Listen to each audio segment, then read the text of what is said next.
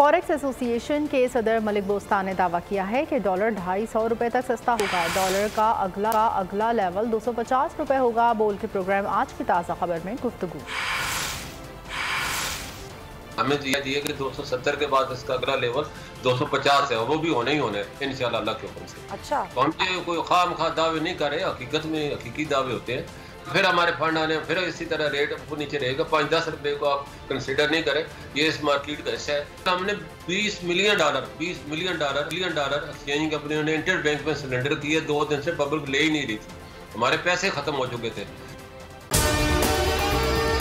और अगर आपको हमारी ये वीडियो पसंद आई है तो लाइक पर क्लिक कीजिए। आवाम के लिए एक और मुश्किल, आटे की अदम दस्तयाबी पर आवाम परेशान। शदीद गर्मी में यूटिलिटी स्टोर्स के बाहर लंबी लंबी कतारें।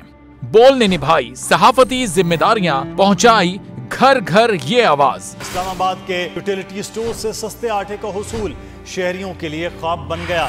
बोल न्यूज हकायक सामने ले आया है। आओ मिलकर आवाज उठाएं, पाकिस्तान को बदलें बोल के साथ। बोल बना अवाम की आवाज। अवामी शिकायत पर बोल ने किया मुताल्लिका इदारों से मुतालबा।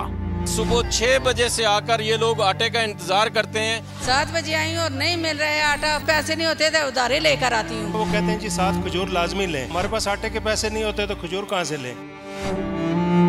क्योंकि बोल है पाकिस्तान का नंबर 1 न्यूज चैनल।